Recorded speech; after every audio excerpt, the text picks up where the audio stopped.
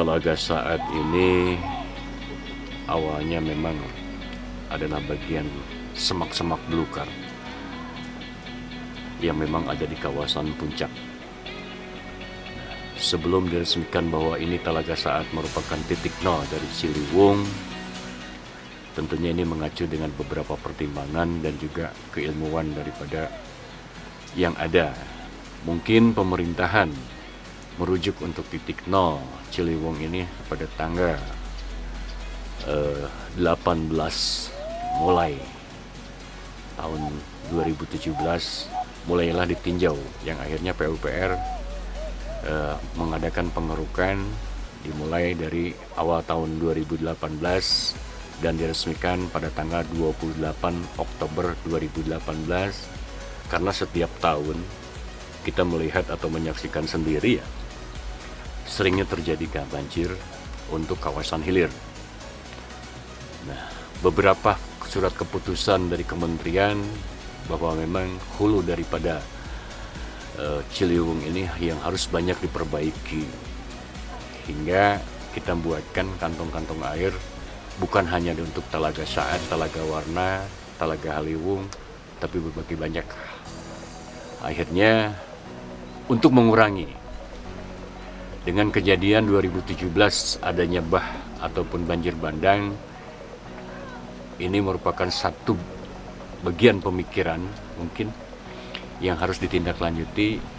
Memang puncak, kawasan puncak khususnya yang harus diperhatikan daripada dampak lingkungan yang sering terjadinya banjir di kawasan hilir terutama Jakarta, karena mereka hulu Ciliwungnya ini berasal dari sini.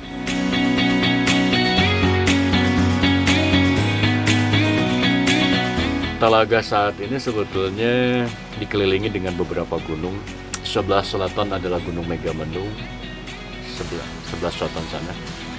Sebelah timurnya adalah Gunung Limo, sebelah selatannya juga Gunung Talaga. Makanya di kawasan puncak ini sebetulnya banyak gunung-gunung, tapi tidak berbentuk gunung Merapi. Nah, Telaga Saat ini sendiri diairi dengan beberapa nama mata air.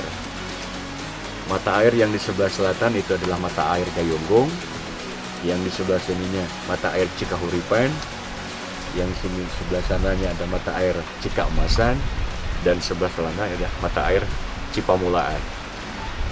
Induk dari mata air adalah di belakang pohon kiara itu, di bawah Gunung Limo. Pada saat zaman dulu, cerita kakek saya, kebetulan kakek saya adalah Amarto Bitura dan juga Pak Waira adalah bagian daripada pengurus perkebunan ini. Telaga Saat ini juga sudah dilakukan, malahan dirawat oleh pihak Belanda. Itu yang sering dilakukan, malahan di sebelah pas perahu itu, pintu gerbang itu biasanya orang-orang none-none Belanda itu pada nongkrongnya di situ, pada mainnya. Malahan ada rakit-rakit kecil, hal seperti itu. Nah, setelah era proklamasi itu Belanda nggak ada, yang akhirnya terbengkalai lah.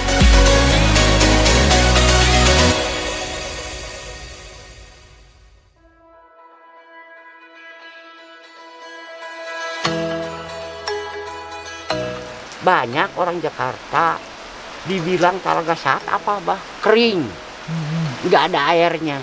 Tapi udah diambil rumput airnya kelihatan. Tadi memang gak kelihatan, cuman ada pembuangan. Pembuangan itu waktu dulu bilang bapak tadi yakin betul itu.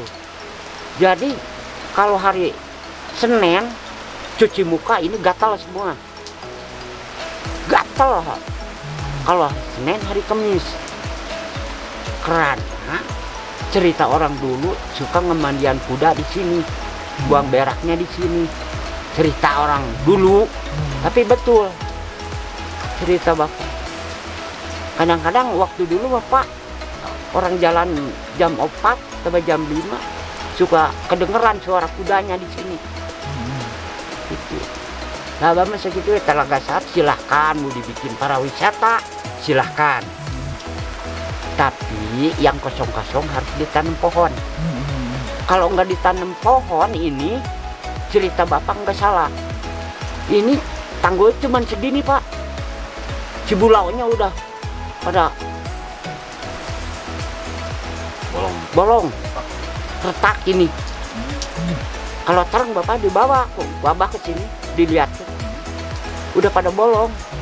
Paling itulah sekitar 200 meter di ke rumah, udah pada bejad. Kita bukit ini bawahnya udah bejad. Kalau jebol ini habis tuh Bu, cerita orang dulu. Nanti Abah minta cepat ditanam lah, pinggir-pinggir kali tanam supaya kuat tanah enggak hancur.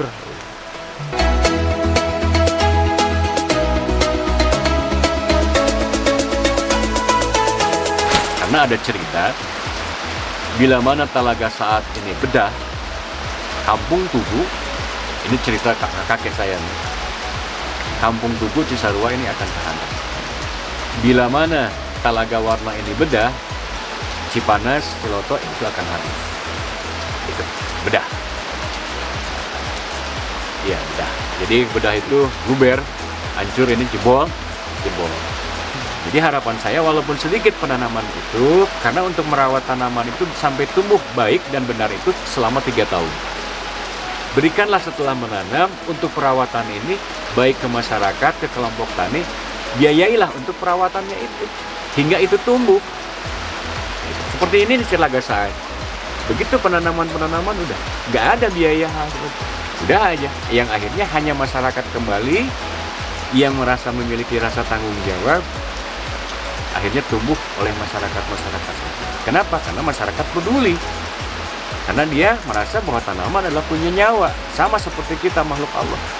Itu saja sebetulnya yang harapan saya. Jadi jangan sampai anggaran negara habis untuk pembiayaan penghijauan di sana sini, tapi begitu sudah ditanam tidak ada perawatannya. Itu saja.